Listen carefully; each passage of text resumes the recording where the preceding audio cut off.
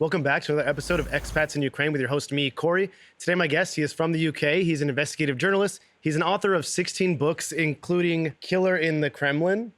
His name is John Sweeney. John, welcome. Hi, Corey. Yeah, I'm a fan of yours, John. Show. Yeah, I'm a big fan of yours. I'm sorry to cut you off there, but yeah, it's great having you, and I really appreciate you coming to my birthday fundraiser the other day. Well, no, it was sweet. It was good fun. It was great to meet Frank and all his exciting colours.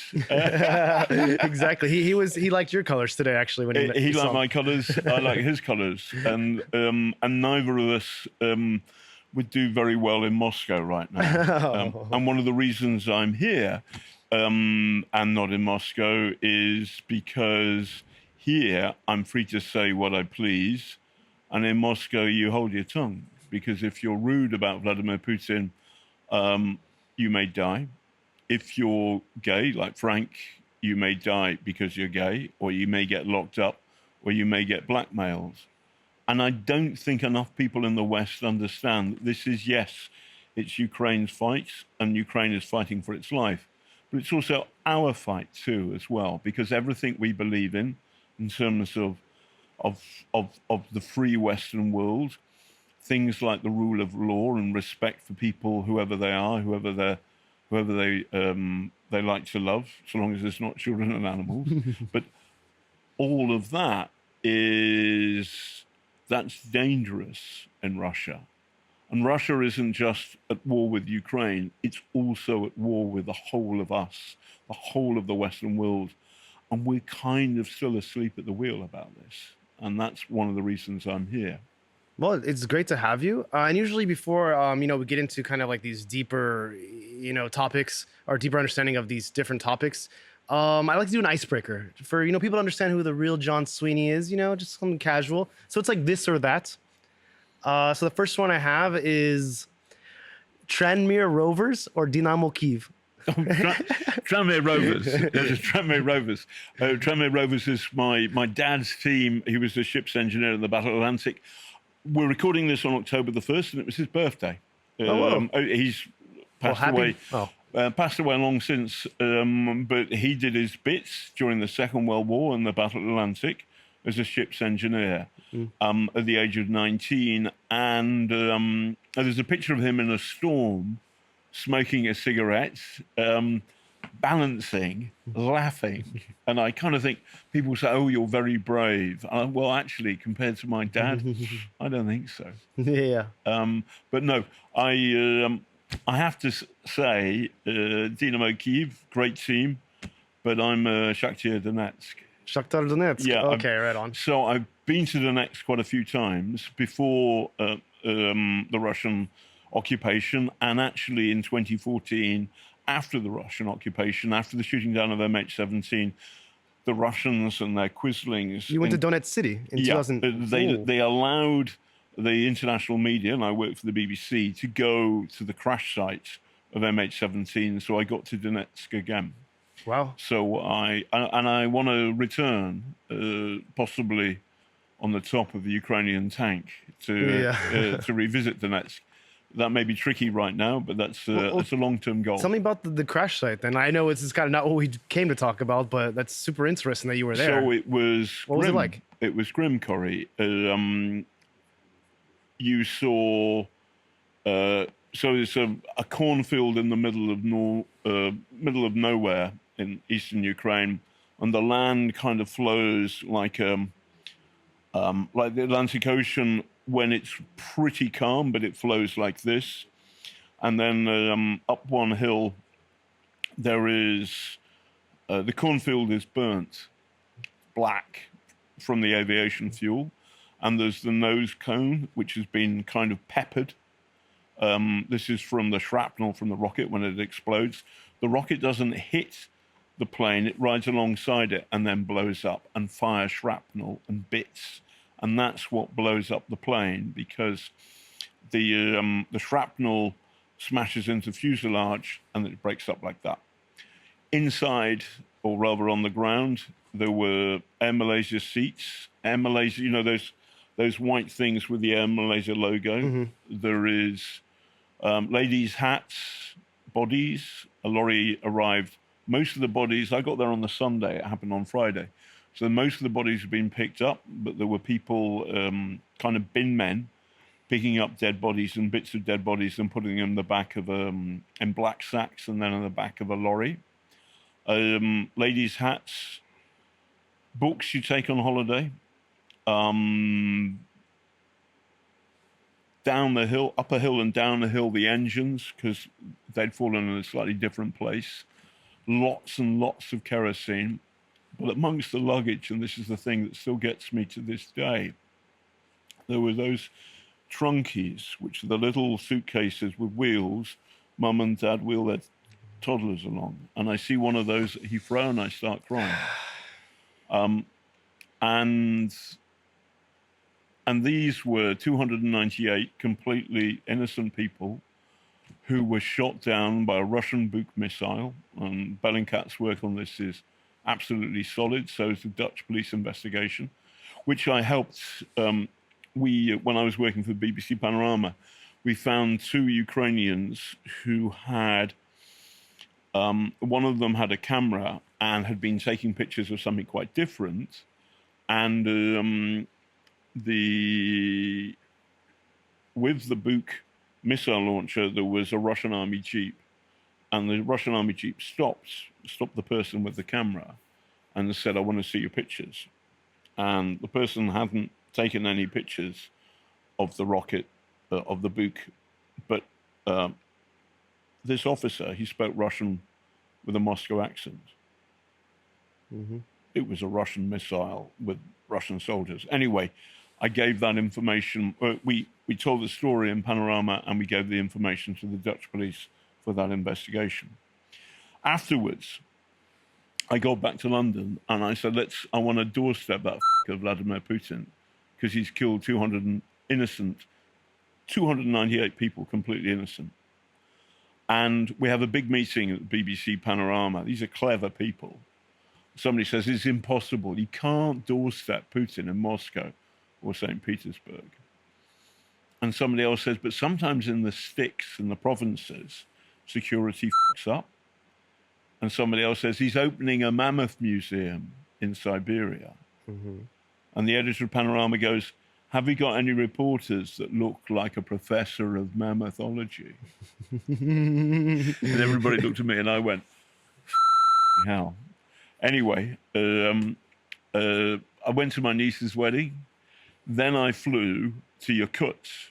Yakutsk. Eastern. It's 9 time zones east of London. It's further east than Beijing. And Putin's opening a mammoth museum. I've just been to this wedding in and kind of a bit like 4 weddings and a funeral. I've got a better suit than this on. Were you wearing your hat? No. The hat is you can ask me about the hat in a second, because I look like a nutter. Why is he wearing a hat in the studio? But I'll explain that in a second. But I, with my tie on, my wedding suit, a bit of wine on my shirt, I look like a professor of mammothology. And I look like all the others. And we line up, and they're all shaking because Putin's coming, and I'm shaking because I had too much to drink at my niece's wedding. And then Putin, and he pimp rolls. Mm-hmm. So the thing about Putin is he looks like the nasty little bouncer at the nightclub, the one who controls the bigger bouncers, and he's nasty. He pimp rolls up. And then I step forward in front of all the other professors and I say, tell me about the killings in Ukraine, about MH17. And the Moscow press and the cameramen all think this is a prearranged question. Yeah. And they switch their lights on, and Putin is jammed. He has to answer the question, or he looks like a coward. Yeah.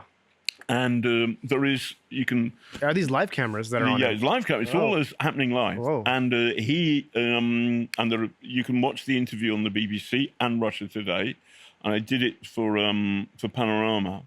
The film is called Putin's Gamble, but you can see it to this day on YouTube. And anyway, there's a picture or a frame. And Peskov, who's Putin's PR man. Yeah, I know Peskov. Yeah. He's translating, because there's only me and my cameraman. By the way, they told my cameraman, don't ask any questions. And for some reason, my cameraman, producer Nick Sturdy, You forgot to tell that to me. Anyway, Peskov furious with me. He's looking daggers at me. And while Putin's talking, what he does is he talks in Russian at great length, and then Peskov translates. But Peskov is so angry with me, he forgets some of his English. And Putin, who pretends not to speak English, has to start translating for Peskov. Small towns, small towns. And it's kind of, anyway, the lights are on. Putin is smaller than me. And I'd forgotten to say that there was no food on the fucking Aeroflot flight from Moscow East Airport, whatever it is, Romedevo, something like this, to Yakutsk. I was starving. So when we arrived at Yakutsk, I said, I need something to eat. And the producer said, no, we got no time. Fuck it, stop. I need a kebab. We stop. I will for kebab, and then we do the doorstep. So I'm standing there, much taller than Putin, and Putin's smaller than me, and it's hot and sticky. And suddenly I find myself that there's a problem with the kebab, and the kebab is slowly going up my stomach. And do I get out of shot if I do this? Can you see? Can you see this shot? Yeah. So Putin's here, and I've got this sense of going. And to my embarrassment, I don't. The kebab stays down. There's a wall. You would have died if you did that. There's a wall of Kremlin muscle looking at me. Yeah. And they hate me. And there's this thing of, am I going to get away with this? And I kind of want to throw up over Putin, but I think if I do that, then that's the end of me. So I'm embarrassed to say I'm the man who could have thrown up over Vladimir Putin, but the kebab stayed down, and here I am. But how'd you get out of there alive then? Because I worked for the BBC. This is 2014, and killing me there was not good for showbiz. And Putin and Russia were better then. They were better then, or they were better behaved to the outside world. Yeah. Now the mask is off. But 3 hours later, somebody came up to me. There was a second event. Putin was opening some kind of gas pipeline interchange thing. There were no gas pipes behind it. It was just the interchange. Him and the deputy Chinese vice premier, one of these people. It was a big hall. I'd got my doorstep in the can, so I wasn't that bothered. But I turned up just for fun. I'm at the back. It's a big hangar. And there are lots of people milling around, and a man in a suit comes up to me and thumps me in the stomach. Whoa, really? They didn't like my question.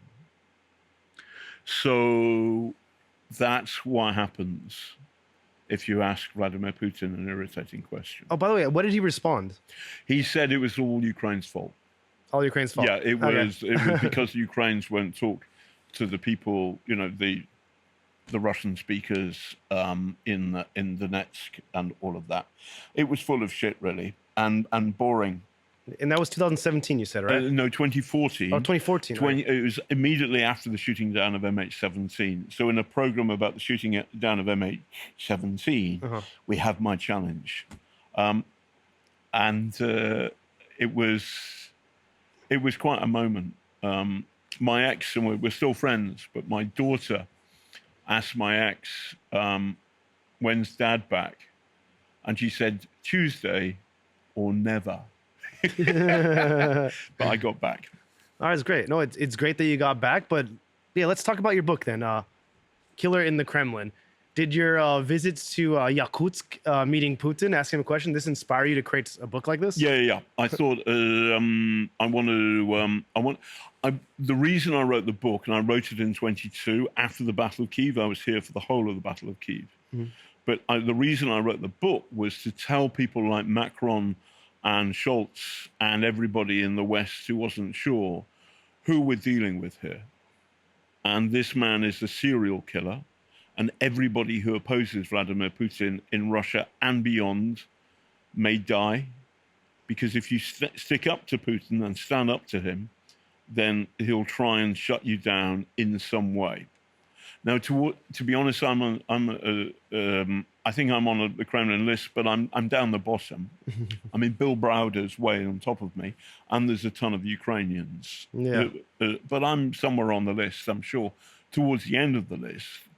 But you've got to understand, the West still doesn't get this, that Putin is the most dangerous Russian that there is, and we need to deal with him properly, and that means giving the Ukrainians the military aid they need to defeat Russia properly and militarily. And at the moment, Joe Biden doesn't get this, Scholz doesn't get this, Macron gets this some of the time, but not all of the time. It's depressing. Well, John, to play devil's advocate here, if Ukraine, there's certain red lines that, Russia says, if you keep supplying Ukraine with these long-range weapons, if you let them attack into our territory, then we will be forced to use nukes, and the whole world is screwed. Okay, well, listen to China. So I was worried about this in September 22. And then the first person who said no nuclear adventurism was the deputy head of mission for China, for the People's Republic, not China, Taiwan, at the UN mission in New York. And then the second person who said it 2 days later was the Chinese foreign minister. And then there was a kind of tyrants are us sort of bun fight or gab fest in Samarkand. And it was Putin and Xi and Modi and these kind of scum. And Xi said to himself, no nuclear adventurism. Ukrainians don't have nukes. They gave them up, part of the Cold War, post-Cold War deal. So when you talk about no nuclear adventurism, you're saying that to the Kremlin. The Chinese are worried that if there is any nuclear, like a low-yield nuke against somewhere like Kherson, then this will tank the world economy. Of course it will. And the Chinese economy is nothing like as strong as it should be. So therefore, they are very, very worried about this. And the Chinese don't f*** about. MI6 and the CIA these days, they're more like librarians than not. They collect information, but they don't do much with it. Mm-hmm.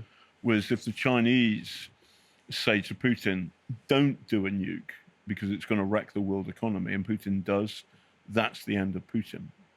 But secondly, the Americans have said very, very clearly, if they do that, then every single Russian military asset in Ukraine will be pulverized by conventional cruise missiles, but massively so, massively so.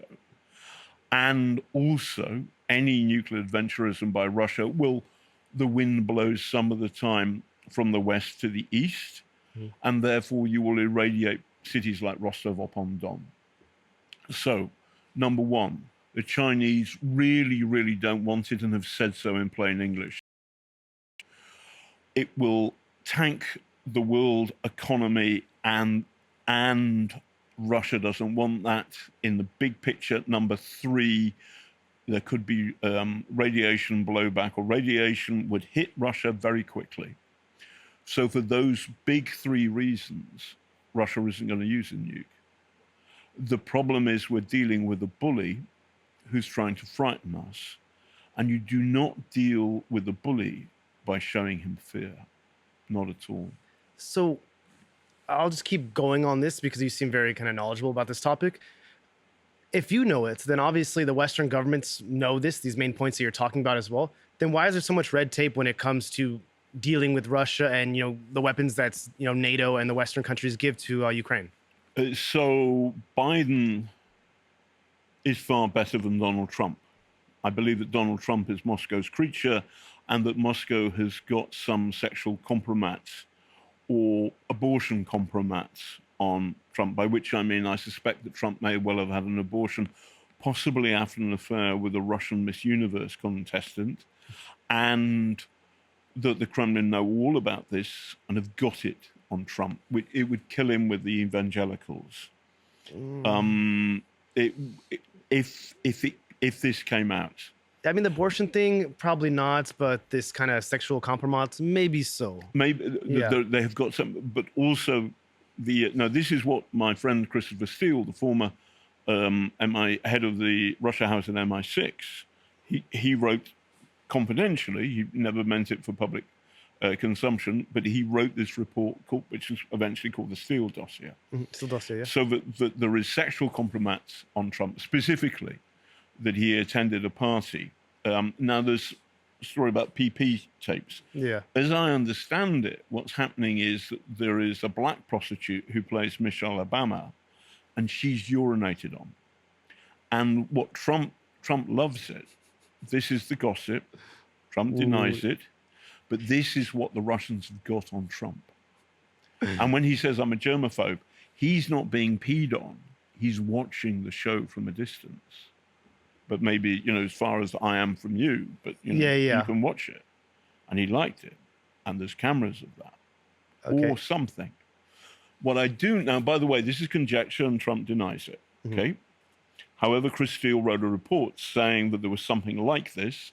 And Chris Steele was a very, very, very good intelligence officer. He was the head of the Russia department at MI6. And he's now written a book, by the way, called Unredacted, which is being published in the next week or so. So your people should watch out for that. Something else. Trump is rude. I've met Trump. Trump's rude about everybody. He was rude to me. He said to me at one point, maybe you're thick, John. It became a catchphrase at BBC Panorama whenever I was being irritating. One of the bosses, or my pals, the producers, other reporters would say, well, maybe you're thick, John, just as Trump had said to me. Yeah. Trump's rude to everybody apart from Vladimir Putin. Now, that's an anomaly. So I think it's true to say that it's odd the way Trump is deferential to Putin in a way that he's deferential to nobody else on earth. And that strikes me that there is in some way Putin has got a hold over Trump. And if you watch the pictures, in 2018, Trump, when president, meets with Putin in Helsinki. And to be honest, Corrie, they look like a blackmailer, Putin, and the blackmail victim, Trump. Well, a lot of people might say that it has to do with, maybe Trump's being funded by Russia. He owes a lot of money, something like this. Would you say this is substantial blackmail, or do you think there's something darker, like you were mentioning? I think money and Trump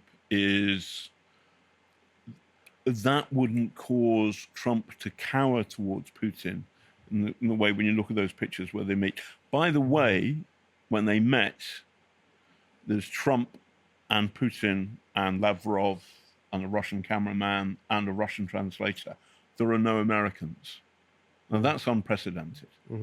So when people say, the story about Michelle Obama or a black prostitute playing Michelle Obama, that's all silly. Oh, hold on a second here.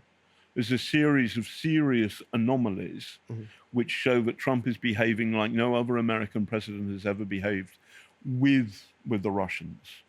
Not once. So there is this serious anomaly. Chris Steele says he's got sources in Russia who said that Trump had been compromised in some way, and I believe that to be case. Trump is a sexaholic. His brother Fred was an alcoholic, and he killed himself through alcohol. Trump is a sexaholic. He goes to Russia. Oh, guess what? The KGB, FSB do a sex thing, a honey trap. That's what they do, folks. It's what they do. I believe that the Russians have got sex or dark compromise on Donald Trump. It's not just money. Okay. And a lot of people would also say that maybe he just likes cozying up to dictators because he wants to join their club. He wants to be part of them. And since you wrote this book about, your experience in North Korea, Donald Trump was the first president to actually meet, with a North Korean president in North Korea, right? Why do you think he would do that then? There's no compromise there. No, Trump is also a vain and narcissistic creature. And he likes, and I think he envies these strongmen. They don't have people like you and me being rude about them. He likes their power. He likes the freedom with which they can exercise their power. By the way, he met Kim Jong-un. Yeah. So North Korean TV would have shown Trump meeting Kim Jong-un as equals. and for every North Korean who thinks that their system stinks, and it's kind of hideous medieval absolute monarchy, that they would have been deeply depressed that an American president was meeting their cruel and despotic monarch as an equal. So there was no serious benefit to the West or the North Korean opposition by those meetings. Trump did it because he likes to play this. Now, there's a friend of mine, I think his name is Michael D'Antonio, who wrote a book about Trump. He was going to ghost a book with Trump, and then they fell out, and then he managed to tear up the ghosting book. But he said a fascinating thing about Trump is that Trump grew up in the 50s as a kid and read Marvel comics. And he sees himself as a Marvel comic hero / villain. And there's a really fascinating picture of Trump in the 90s when he was still a handsome man, wearing a big black overcoat, but with his arms not through the shoulders. So it looks as though Trump is wearing a cape. And he sees the world with the simple banalities of a Marvel strip comic. And I think he sees himself as some kind of Batman, an Avenger, but also with a dark side. Yeah. And I think once you understand that, it helps me understand the Trump universe And better. if you've seen his NFTs, he's always depicted as like the strong man, superhero. Yes, yeah. no, he it's kind of cringe. So, but it's a fucking comic, son. Yeah. It's not real world. But the problem is, he then kind of like, who's Kim Jong? Kim Jong Un. He's the what is he, the Penguin, or is he the Joker? and you've got this strange simplicity, but also that Trump believes that he is a superhero, believes he has superpowers, and believes that rules and ordinary logic or truth-telling, none of those things are for him. But Putin has managed to own him in some way. And I always think to Americans who worry about, like, for example, Joe Biden worries about Trump, and part of his hesitancy and timidity in supporting Ukraine flows from he doesn't want Trump to beat Kamala. But actually, the real enemy here is not Trump, because Trump is Putin's creature. The real enemy is Putin. And you have to deal with Putin first. And the way of dealing with Putin first is arming Ukraine properly. Okay. And I know Trump is, dangerous to Ukraine because of his ties to Putin, but how dangerous would you say he is if he becomes elected again as president to Ukraine? Massively so, because Trump is no longer rooted in reality. And that Putin is, he started out as a gangster. He was basically very, very poor kid from Leningrad, now St. Petersburg, who there's a story about his mother is not his natural mother. His natural mother abandoned him. Now, there's a story that she may have been Georgian, and there's a friend of mine, a professor of Russian, retired at London University, says, I don't believe that to be true, and I go with my professor, Donald Rayfield, on that. But there's another chap who was a former professor of psychiatry at California, University of California, who studied Putin very, very closely, and he believes this story is true. It makes Putin a psychopath.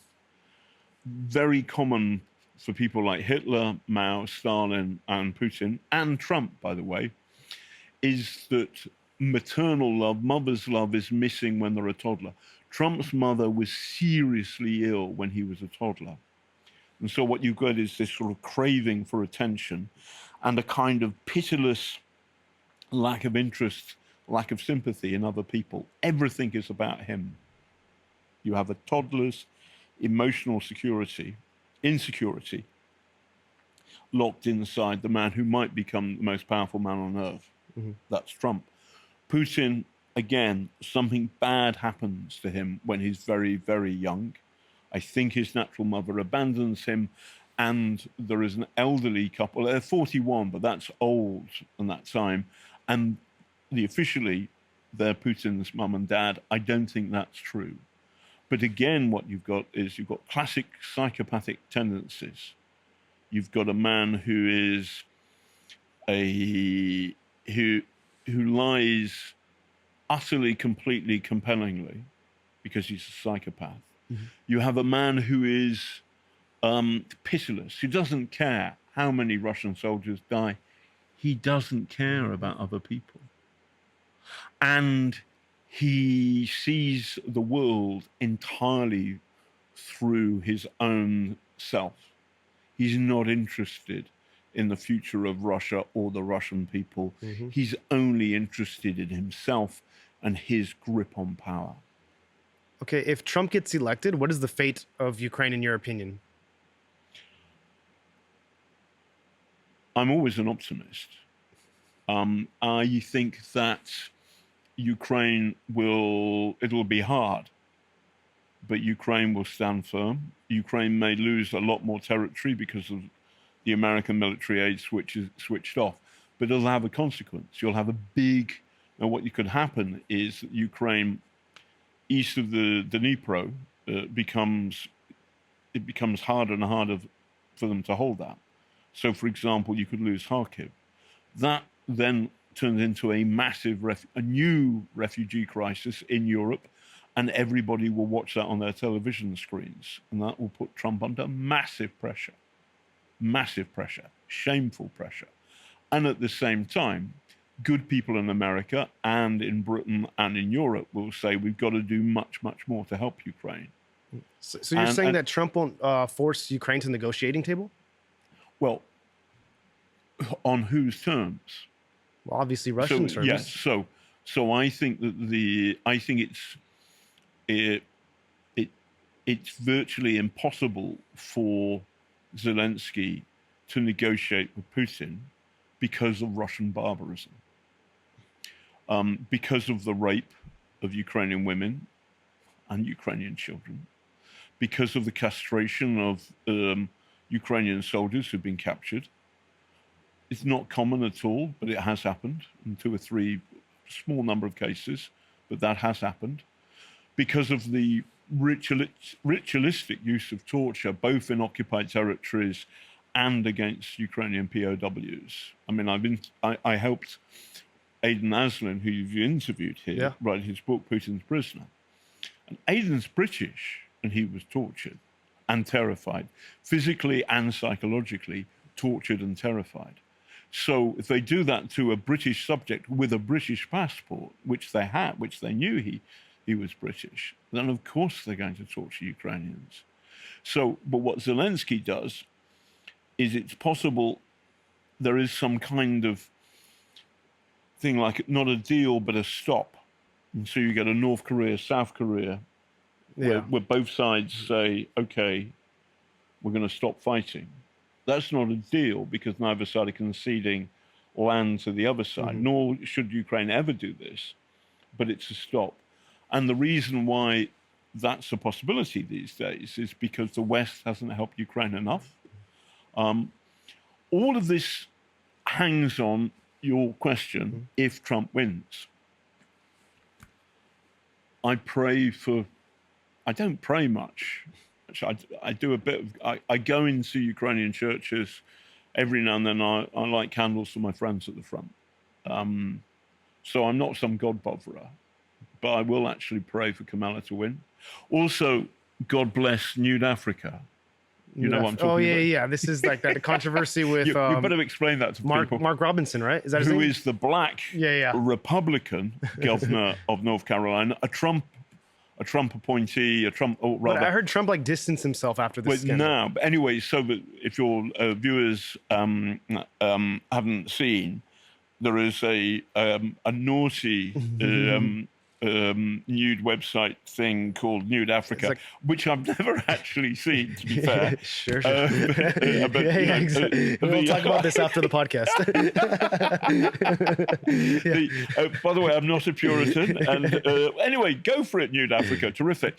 Because Mark Robinson, the Trump supporting Republican, goes and 10 years ago, but nevertheless under his own name, leaves comments like, I'm a black Nazi. Yeah. And also, I like watching transgender porn. By the way, I'm not a Puritan and good luck.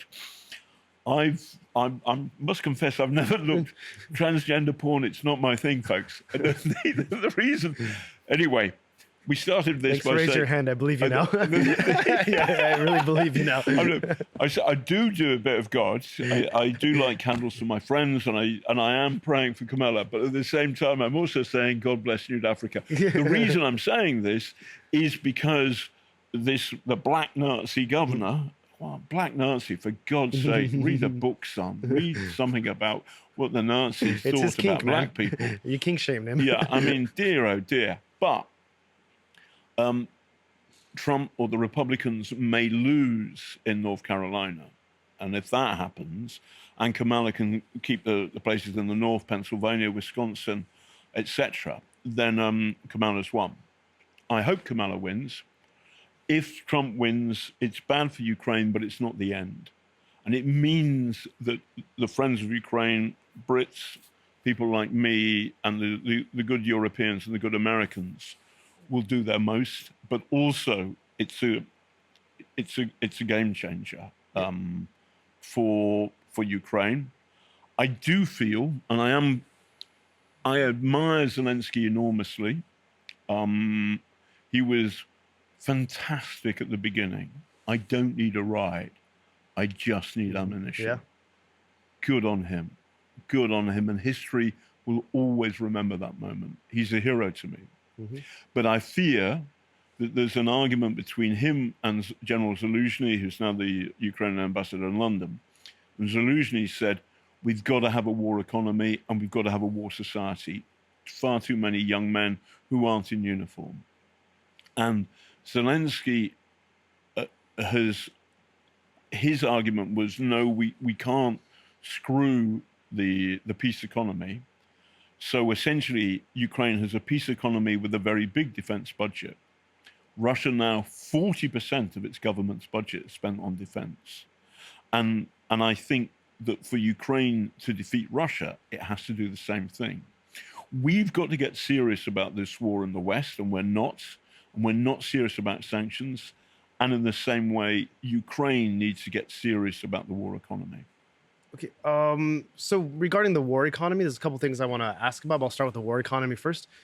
So what are the major changes that Ukraine will undergo if they switch to a war economy? Since I live here, I just want to maybe see. Yes. So my belief is that, and this comes from my own family, right? My dad was a ship's engineer in the Battle of the Atlantic. But he used to work in the guy ship. Smoking the cigar. He was smoking a cigarette. Cigarette, okay. And he left the shipyard where everybody supports Tranmere Rovers, opposite Liverpool, and went to sea in the Battle Atlantic. He did a great impression, by the way, when you're in the engine room and the Royal Naval destroyers let off their depth charges. You're down below in the engine room. The walls of the ship would wobble. Boom, boom. Used to tell this story in the pub and then say, I'll have another pint.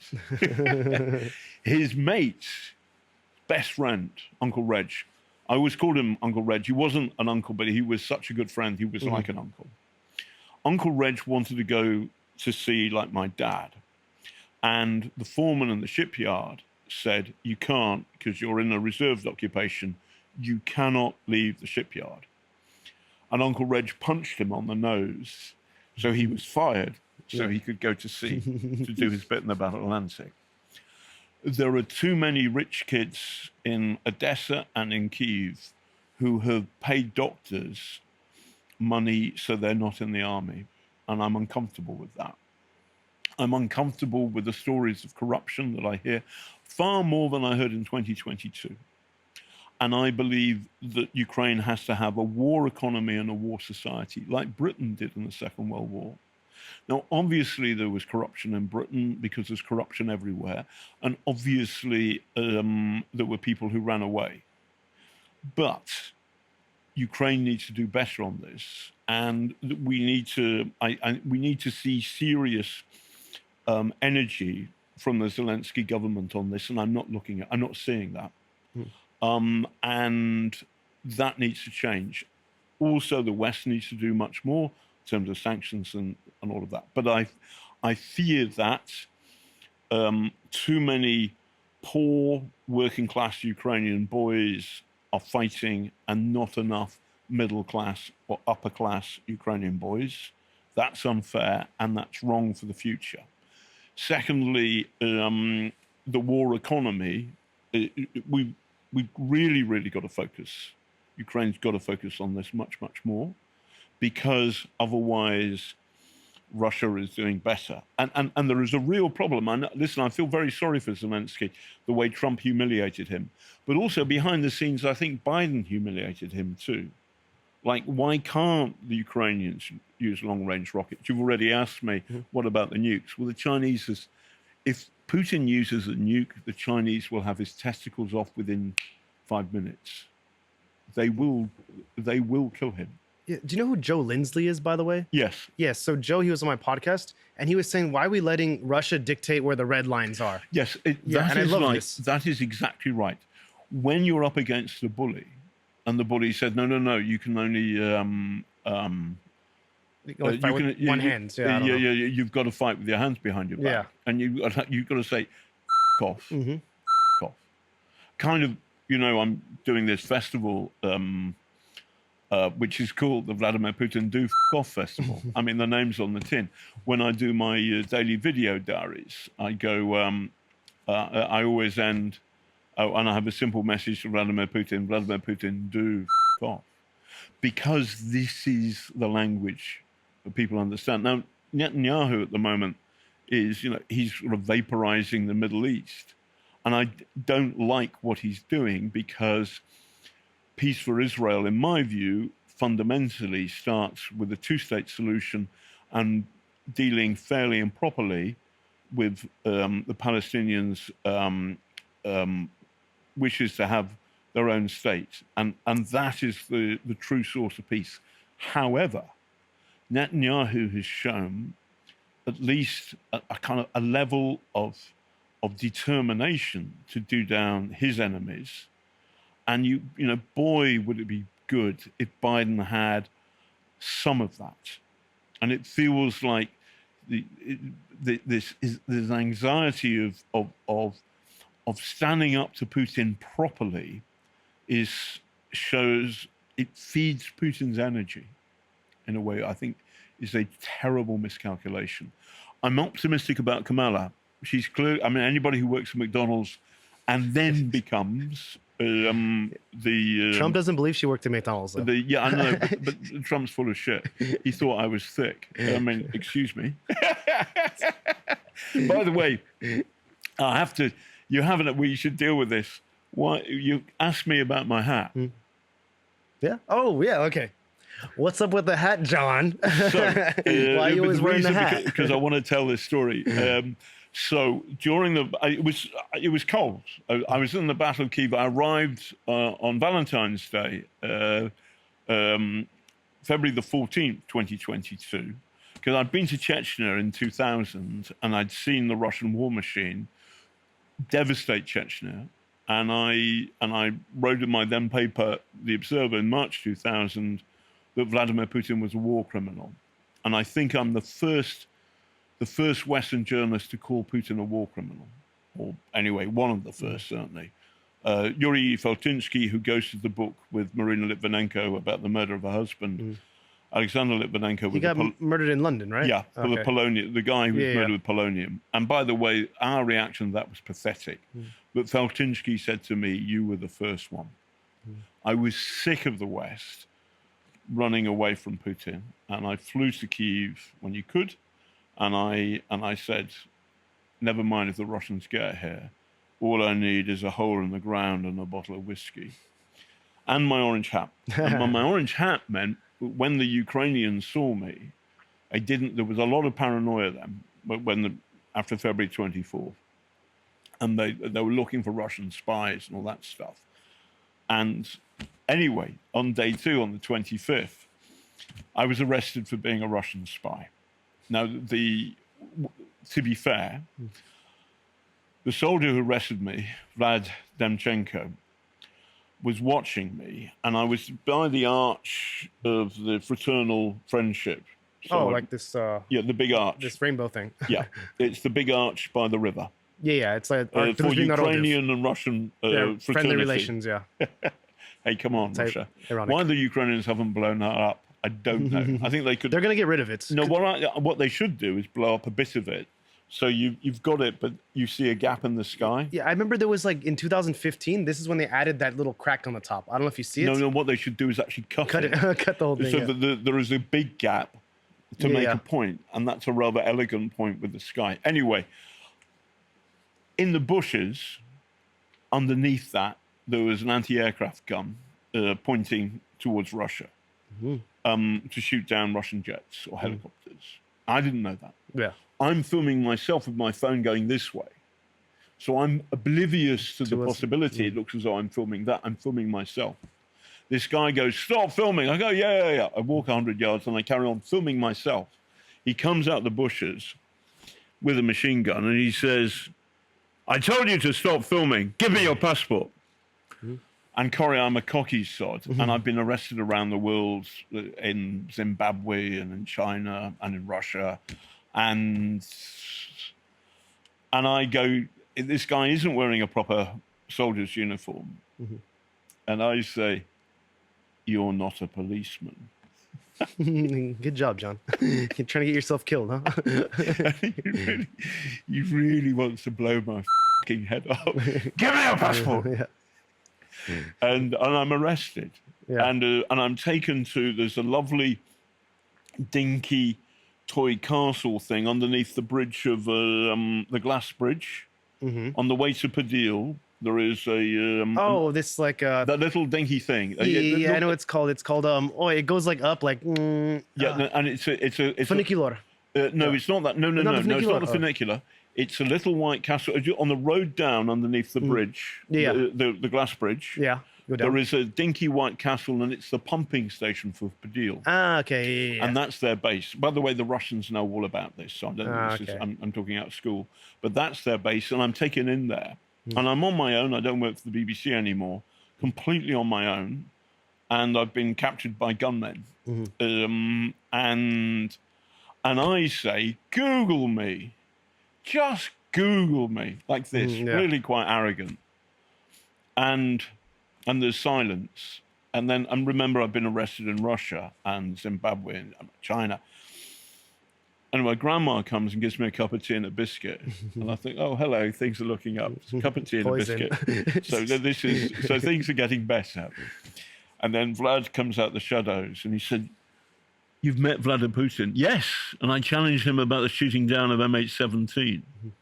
And you've met Trump? Yes. And Trump walks away from me because he doesn't like my questions about his financial relationship with a Russian-born gangster. And Vlad looks at me and goes, I think you have an interesting story. Too bad we have to kill you. No, he didn't do that at all. But they'd booked me into the SBU. So on day 2, I was taken by them, by this Ukrainian army unit guarding the ARC. To the SBU headquarters. When we get to the SBU headquarters, the contact was on the phone, just too busy. And the Ukrainian SBU guards didn't know who these guys were in this army jeep. And there was just like a huge hedgehog of guns pointed at the jeep. And Vlad and I were sitting in the back. And Vlad looked at me and he said, I think they're being paranoid. And I said, welcome to my world. Since then, Vlad and I have become great friends. He's one of the people I dedicate Killer in the Kremlin to. Oh, well, nice. And he's in Special Forces. He wrote the preface to my book I co-wrote with Aidan Aslin, Putin's Prisoner. And he's coming to my festival. Oh, nice. So this weekend. And every now and then we sit down and get very, very drunk and remember the time he thought I was a Russian spy. Now he says that he didn't think I was a Russian spy. He just thought I was a dick. Yeah, I'll most likely go on Saturday to your festival. Yeah, on Yeah. Sunday, like Saturday nights, I'll probably go to Odessa because my friend is premiering his documentary film about him and some other guys evacuating people from the front line since the war and stuff Beautiful. like this. Yeah. So I do feel, by the way, I mean, I've been a little bit pessimistic at some moments with reasons, but I also feel that Ukraine must win this war, that this is the war it is a war like the Second World War. Israel-Palestine is much more difficult morally. This is simple. Yeah. Russia should off out of Ukraine, and I don't think we can rest in the Western world until that happens. Well, I know you're pro-Harris, John, but a lot of the criticism around Harris is that it's just basically another 4 years of like a Biden, how Biden's presidency was, how he wasn't really clear on what victory is for Ukraine. So that means like stagnant weapons, stagnant aid. She's got a problem in that she can't diss Biden while she's still the VP. So she is kind of mimicking his geostrategy while she's running. Hopefully she gets in and things will change. My view about her is she's a woman and there's a great speech, Queen Elizabeth, when the Spanish were doing the Armada. I have the heart of a weakened, I have the body of a weak and feeble woman, but I have the heart of a king of England. And Kamala's got to do something like that, or show that she's a bit like Mrs. Thatcher against the RGs in the Falklands War. And I think a very simple way of doing that is, say, giving the 5,000 or so Bradley fighting vehicles that are sitting, rusting in the Arizonan desert to Ukraine, and you build some new ones for the Americans. I feel that to prove herself on the international stage, because the tyrants are oppressing on the democratic world, the Biden's timidity is no longer wise or smart or sensible, and the West has got to up its game. We've got to be tougher economically. If you don't follow our rules, then we're going to freeze you out of our markets. By the way, that would be good for workers in the West. Secondly, we should enforce sanctions properly. The joke that Rolls-Royce doesn't sell its fancy cars to Moscow anymore, but it sells a lot more to the peasant farmers of Kyrgyzstan. Hello? Does that make sense? No, it doesn't. That's boycotting. That's evading sanctions. Yeah. We need to do much more about that. We in Britain need to do. I mean, Britain is a big bad place for dirty money washing itself, and we need to get on top of that properly. But we also have to stand up for our values, and standing up for our values means supporting our Ukrainian friends properly. There's also like a lot of Russian disinformation online, and unfortunately a lot of Americans have bought into it. For example, they're saying, why should we spend money on Ukraine when we have problems like at home? And if Kamala Harris takes a stand and wants to support Ukraine with their fight, give them all they need, give them whatever, there may be like a problem internally in the US, because I guess like not half the voting population voted for Trump basically this last election cycle, and probably half will do the same. Yes. The problem is that Russia is using its dark money and its power. And remember, this is the governing regime in Russia is like an intelligence agency that's taken over a country. These people are smart at tricking people. It's what they do. Putin is a trickster. He's a confidence trickster. And he is gaming Trump and the people who support him by actually pressing these very issues. So a lot of the Russian bots were, they big up, for example, the Black Lives Matter stuff. They are making our societies fight each other. A very, very good reason why we in the West should support Ukraine is because if Ukraine loses, we're next. And also, that Putin has already done us enormous damage. I believe that Trump has been incredibly damaging for American security and American prosperity and America's good name in the world. And that Russian dark money and the Russian dark state is on Trump's side. Equally, I think Brexit was an economic and security disaster, a catastrophe for the United Kingdom, for my country. And I believe that Russian dark money and Russian dark tricks helped enable Brexit. Trump and Brexit are major catastrophes for the Western world, and they were made in Moscow. Now, it's hard for me to say that definitively, but one of the reasons is that no one in power in London has asked who paid for Brexit of the right people who've got the chops to answer that question. So I would say, and there are good people who support Trump. I know them, I've met them.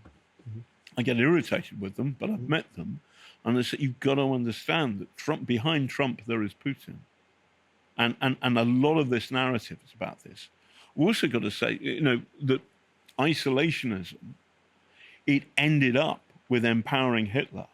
And then you had the awfulness of whatever, Omaha Beach. I've been there. And 5,000 young American boys were killed in a morning trying to get on the beach against the firepower of Nazi machine guns. And that's a terrible loss of life in one morning. And that should never happen again. Now, we're not fighting Russia, Ukraine is, but the least we can do is help Ukraine properly. And that means, for example, when we're talking about long-range artillery, that we supply it and we give it to Ukrainians. And if a Russian rocket comes and smashes into the children's hospital in Kyiv, a place I've been to, a place where I've seen sick kids worry and their mums and dads worried sick about their future. The place where that rocket came from should be dust. The Ukrainians should be allowed to fire a rocket back there. I'm not talking about, this isn't, I'm not being foolish here, because the Chinese have said no nuclear adventurism. Putin understands that. He's bluffing us, and we should call it. Since we're on the topic of Russian terrorism, can you tell me about this documentary you did with Kalin, Under Deadly Skies? I believe it's called. Yeah. So Kalin shot it. What was funny about it, he'd never been to a war zone before. So so every time there's a moment when we're in Chasiv Yar, we're in the countryside around Chasiv Yar, not far. The Russians have taken back, but Chasiv Yar's next, kind of thing, and. Before you do this, can you tell me the idea of the documentary? So essentially, we shot the film it's called Under Deadly Skies. It's available on Amazon Prime, whatever, Apple, that stuff. You can, and it is, I think, an hour long, and it's a snapshot of what's happening in February 23, but it's good for now as well. And essentially, we went to Chasiv Yar and Kherson. We also went by Dnipro, where the Russians put a big rocket into a housing block and killed 50 people. I've seen that, yeah. Split the whole block in half. Yeah, the whole block gone. Yeah, I've seen it in person, yeah. And in a very simple way, where we are relating what it's like to be an ordinary Ukrainian living on the front line or towards the front line and having to deal with the consequences of Russian heavy metal killing them or killing their loved ones. The comedy is that Kenan's never been to a war zone before, so every time you hear outgoing artillery, he jumps and the camera jumps. And there's a scene where there's a person driving us around is our great friend Paul Conroy, who's this wonderful British photographer who was with the British Sunday Times reporter Marie Colvin when she was killed in Syria, almost certainly with the help of Russian technology. Anyway, Paul's there too, and boom, Kenan jumps. And I said, it's outgoing. Boom, Kenan jumps. It's outgoing. There's a difference between outgoing, that's Ukrainian fire going that way, which is okay for us for a time. By the way, if you hang around next to a Ukrainian artillery piece for too long, and the Russians might be tempted to fire back, and then you're going to be in trouble. And I said, there's a difference between outgoing and incoming. Outgoing bang. Mhm. Pretty much, there's one bang incoming. There's two bangs when they fire and when it lands. And if it lands close, you can feel it through your feet. Yeah. And then there was. I heard you hear like a whistle too, right? Yeah, and the closer it is, you can feel it through, but you can hear a whistle too. And if it's very close, then you're in trouble. Anyway, there was an incoming. Yeah. And Kenny said, "That's incoming," and I just went, "You get used to it." But also, there were moments of real scenes that still make me cry when I remember them. For example, Serena Zabriskie is with us. She's a journalist, originally born in Russia, hates Putin's Russia, very much on the side of Ukraine, and is heartbroken by the individual stories of people. And there's a moment where she's just so overcome emotionally, she has to walk away from the camera. There's a moment where we interview a Ukrainian guy who was tortured by the Russians or their proxies in Kherson. And he comes back to the cell where he was based, and he stands there and remembers and is triggered. And then he's a big man, and he's a brave man, and he's a good man, but the tears are coursing down his face. And then there's a beautiful scene at the end where there's a lovely old lady, and this is out in the east, all the local tree in her courtyard have chopped down the trees for firewood because there is no fire. So, and she spent her whole life living here and mourns the loss of these trees. You know, she courted as a young woman under the trees. They protected her whole life, and now she chopped them down. And she plants, there's a little seedling, and she's planting some flowers or some trees for the future, long after she's gone. And there was something beautiful about that moment. Well, it's giving me chills, man, just thinking about it. It's wow. There's something beautiful about that moment, but also there is something beautiful about Ukraine is teaching us something which we've forgotten in the West. Democracy must be defended. Free speech does not come free. My friends in the Ukrainian army are risking their lives in our fights against the world's tyrannies. We're not doing enough to help them, and that must change. Well, so I know you don't, like, you spend most of your time in Ukraine, or you just visit sporadically? I used to, since the big war, I lived here more often than not. I'd go back every now and then. I have to go back to London to do a book deal, turn some money so I can spend it in the Buena Vista.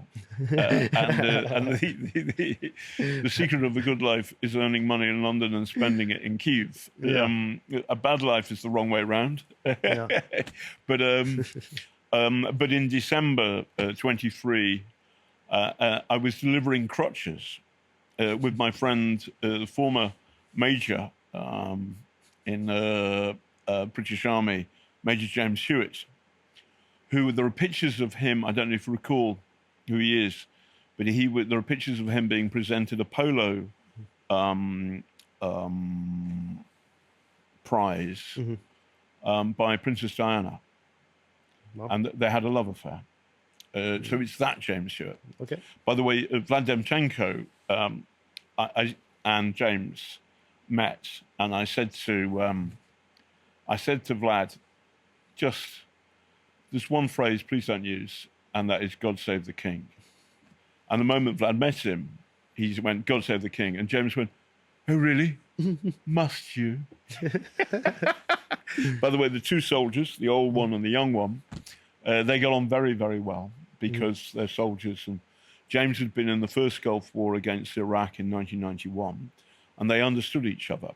But Vlad didn't quite understand who James was until James left, and I showed him the picture of him and Diana, and you can tell that lovers from the way they're looking at each other. And Vlad goes, that guy, yeah. The true King of England, well, maybe. Harry's dad, well, maybe, who knows. But, and he goes, I can't wait to get back to the front to tell the boys. But I It's a, was with James delivering crutches oh yeah, I was in gonna. Ukraine, Yeah. and I fell over on black ice. Actually, we delivered the crutches, and we're going to the pub to kind of celebrate end of mission. I fell over black ice, and I tore my knee tendon. Yeah. And I had an operation here in Kyiv. It didn't work, and I've had a second operation in London, which has worked, but I've still got a bad limp. I can run backwards, but not forwards. And I can wear a flat jacket and a helmet for a bit, but not very long before my leg is in trouble. So I'm spending less time in Kyiv because it's not smart to be in a war zone or go to the front line if you can't run away properly. And at the moment, but I fully, when I'm better, I'm coming back, and I continue to be here. You're expecting like 100% recovery? Yeah. Listen, I'm an old and I've hammered my body, so no, not 100%. But I'd like to be able to run forwards as fast as I can run backwards. Okay. I'd like to be able. Target. Listen, it matters because if you're at the front line and your cameraman or your researcher or your fixer is injured, you've got to move to fix them. And if I can't move quickly to lift them and pull them to a place of safety, then I'm a drag upon the safety of the unit. So that's a noble way of putting it. But I'm carrying on writing. I'm working on a novel now about the Battle of Kyiv. And that's something I'm looking forward to making. And I was going to say I should invite Nude Africa along. Let's do some research about Nude Africa. No, that came out wrong. Sorry, I've just got. I have my sense of the absurd. So every now and then, really frightening things happen in Ukraine, and then you just think of a joke. I love Ukraine. I love their fight for freedom, but also I love the Ukrainian sense of humor. Yeah. And, I am on the side of the people with the better jokes, and that's the Ukrainians, full stop. I hang out with a lot of military people as well, and they do have a unique sense of humor. It's anthracite dark. Yeah. Anthracite dark. Ebony, it's absolutely dark. Yeah. But at the same time, it's really, really funny. And the jokes that you tell when on the road to the war zone, and the kind of the comedy of it. Yeah. I mean, I think that both Vladimchenko and I, even when he was pointing his machine gun at me after I'd been rude to him, you're not a policeman. What was I doing? But we both had a sense of humor, a sense of the absurd. And after we'd put our shields down and discovered who the other person was, then the sense of humor kicks in, and he still calls me a Russian spy. Yeah, I mean, I have many jokes that I talk with, I tell with my Ukrainian friends, my Ukrainian army friends, but these aren't jokes that I can tell like on this podcast.